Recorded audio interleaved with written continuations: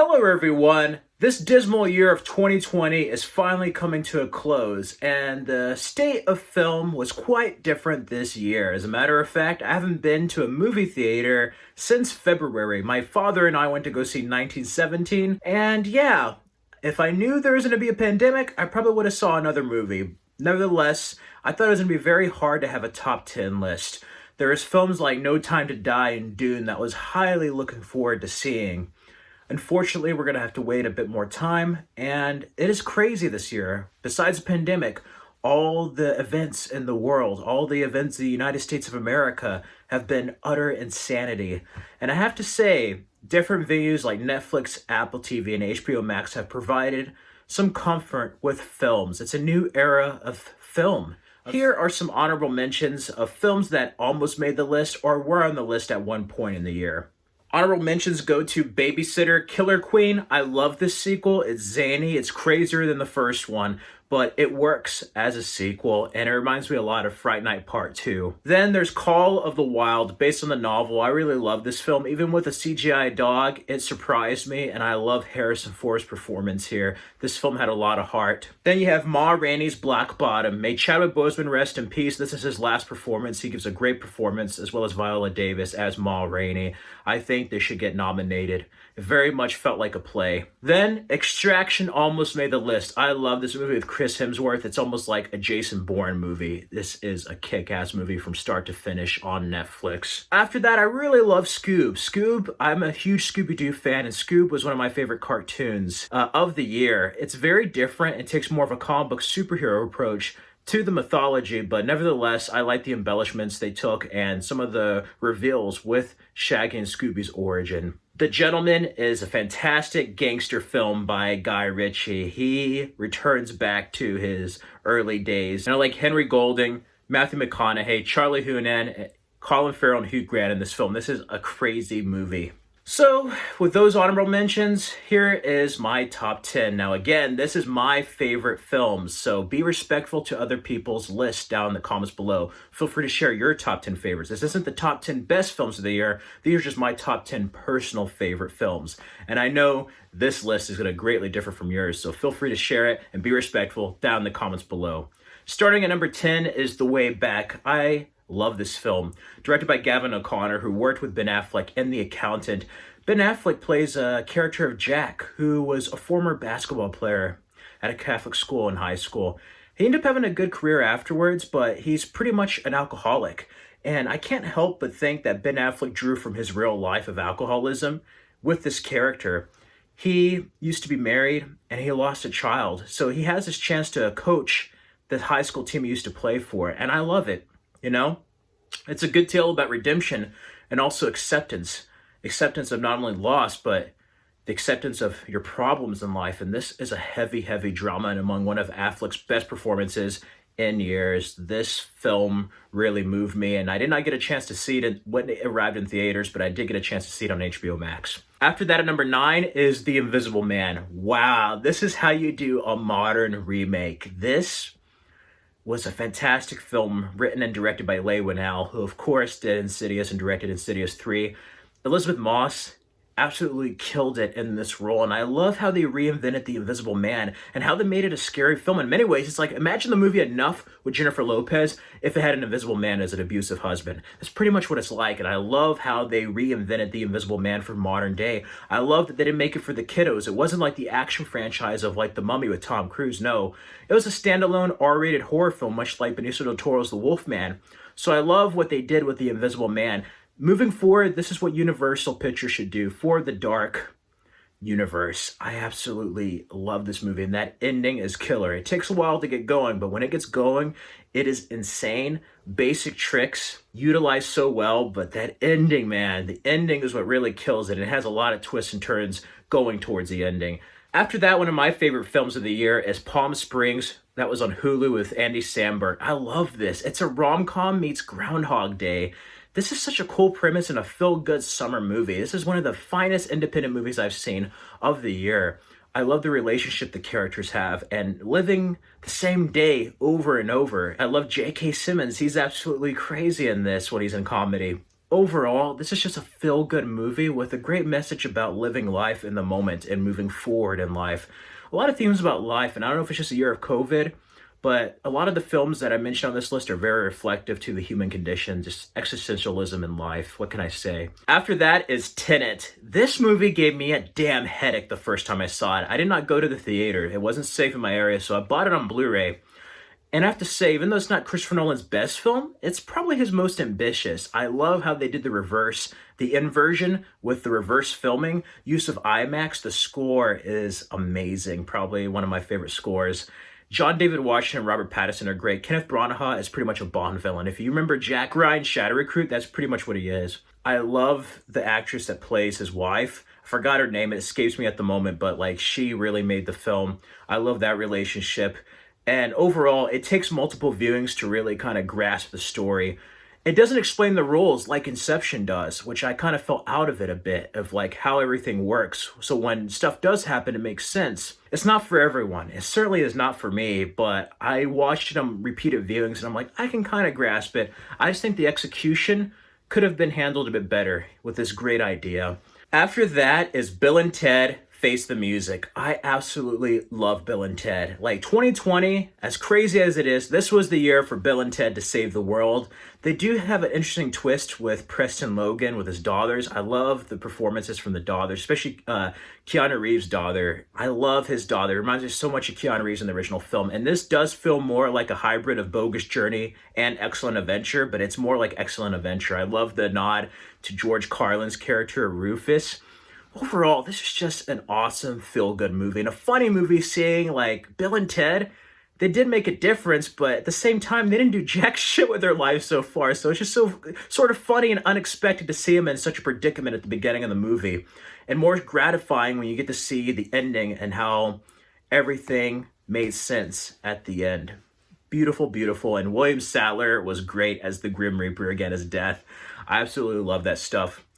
Overall, this is just an excellent, bogus movie. Starting with my top 5 favorites, Sonic the Hedgehog was just amazing. This film was better than it actually should have been. Jim Carrey is at his finest. It's like 90s Jim Carrey. He nailed this role. I love Sonic. I love how they didn't treat him like a video game character. They didn't pull like a Detective Pikachu with this. No, he was still Sonic from different dimensions with the rings. It felt like the actual Sega Sonic. Robotnik had a certain origin. I love James Marsden in this. I don't know what's up with him talking to CG characters and cartoon creatures, but it works in this film. It's a good buddy movie. And you know what? I'm glad the studio listened and redesigned Sonic because this film is one of the finest video game adaptations I have seen and one of the best movies of the year. After that, at number 4 is Wonder Woman 1984. While I like the first film a bit better, I really enjoyed this film. The first half is a struggle to get through. The first 30 minutes I thought were just horrendous. The second half of this film is what I really love, and the message of hope in this year we had. The message of truth and absolute power corrupting absolutely. Pedro Pascal is probably my favorite part of this movie as Maxwell Lord. Yeah, there's certain parallels to our real world with that character, and I love Kristen Wiig as Cheetah. She surprised me. Ever since I was a kid watching Super Friends, I've always wanted to see Cheetah and Wonder Woman fight, and it was just wonderful. Gal Gadot proves that she is Wonder Woman. Overall, this is more of a campy approach like the Richard Lester, Richard Donner Superman films of the 80s, and Patty Jenkins made a different film. It felt very much like the Linda Carter Show, and I like that. I like that it was different, that they didn't try to do the same thing. Could the story have been better? Yes. Could Steve Trevor have been just brought back instead of being put into another body? Absolutely. But I love the invisible jet, and I love the message, the action. And by the end of it, it's just epic. And I have to say, the best part of this film is Hans Zimmer's score. It's among one of his best. And it gave me some real Gladiator, Lion King vibes. Overall, I almost cried 2 times in this movie. And it's just so emotional. And it's one of those films that I actually enjoyed more in multiple viewings. It's not the best superhero film, not the best DCEU film, but it's not as bad as what people were saying either. And as a Wonder Woman fan, I absolutely loved it. After that is Soul. While it might not be my favorite, this is the best movie of the year. It's not just really for kids, it's really for adults. This is like a regular drama that happened just to be an animated film. I actually believe that it should win Best Animated Feature at the Oscars, and I think it should be nominated for Best Picture. It's that damn good. I love Jamie Foxx and Tina Fey here. Angela Bassett. this really is about existentialism in life. If Wonder Woman was about wishes and then being fulfilled by wishes, this is about like wishes and goals being fulfilled. And then what happens when you do meet your goals, you do meet your dreams? Is it that fulfilling? What is the purpose of life if you're not going to live it? Don't be so focused on achieving a goal and ignoring everything right in front of you. There's a lot of films this year that have those themes, and I don't know if it's just because of the tough year we had, or maybe I'm looking too much into them, but this film definitely has heart and soul, no pun intended. I find it tragic with the first 9 minutes setup. This guy gets his big break and then dies and becomes a Casper-like figure. I love the mixes of three-dimensional and two-dimensional animation there. Felt very original after a decade of sequels. And I know there's stuff like Coco and Good Dinosaur and other movies, but let's face it, there is a shitload of sequels that just overshadowed Pixar. Soul goes back to original storytelling and is probably one of the best Pixar films since Up and WALL-E. Starting number 2 for my favorite is Birds of Prey, and this film takes embellishments from the comic. It's not 100% accurate, but I liked it. But I might be biased because I'm a Batman fan, and this is rated R, so I love Ewan McGregor as Roman Sionis. It's so cool seeing his black mask. It's just a shame that we don't see him go against a Batman. Harley Quinn, Margot Robbie is one of those other perfect castings for the character of Harley Quinn. You have a different version of Cassandra Cain. She's a kid in this, basically, but you also have Huntress, Mary Elizabeth Winstead plays. I love her. I wish she had her costume, though. And then Rosie Perez really surprised me as Detective Renee Montoya. Overall, this is a sequel to Suicide Squad, and I actually enjoy it more than Suicide Squad. This is a cool, zany film, and Kathy Yan does such an amazing job directing this. It was also one of the last films, I think it was the last film I saw by myself in theaters without my parents or anyone else. So yeah, that was one of my last solo theater outings seeing it. And I saw it on opening day, and I absolutely just love it as a DC Comics fan and a fan of the Birds of Prey. But I do think it should have just been called Harley Quinn, the movie. Nevertheless, I love the ending. Barracuda. It was a better Charlie's Angels movie than Charlie's Angels. Overall, it's out there, but I'm just a sucker for action movie and just comic book stuff. So it really resonated with me, and I love the song Experiment on Me by Halsey. That song is just, oh. Above that at number 1, my favorite film of the year, Ride or Die, it's Bad Boys for Life.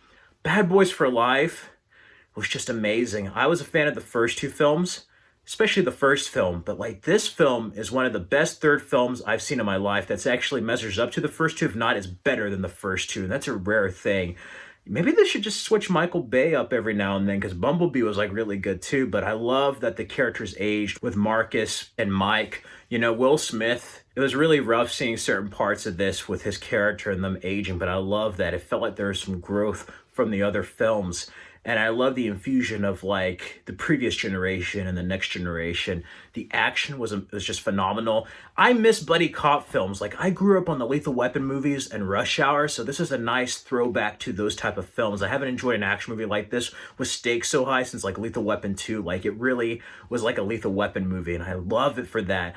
We are really missing the buddy cop genre where you could have jokes, funny humor, lighthearted moments, but also serious action-packed moments with high stakes.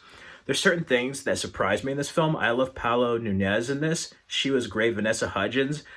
Everybody was just so good in this movie. I love the cover Ritmo with Rhythm of the Night.